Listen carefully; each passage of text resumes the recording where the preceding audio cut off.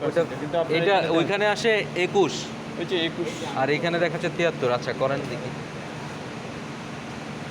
যে কনস্ট্যান্ট সেই কনস্ট্যান্ট হলো ভ্যালু 73 আছে তাই তো? জি আচ্ছা এখন এটাকে কনস্ট্যান্টে কত আছে দেখেন তো? 0.1ই থাকে ডিফল্ট। 0.1 থাকে, তাহলে আমি এটা কি কমাতে চাই তাই না? ভ্যালুটাকে কত ভাগের কত করতে চাই? কত আসছে এটা কত?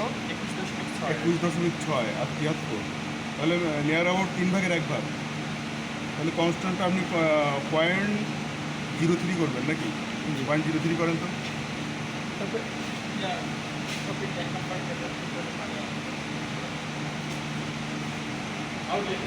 তিনটার সংখ্যা দিতে হবে লাস্ট।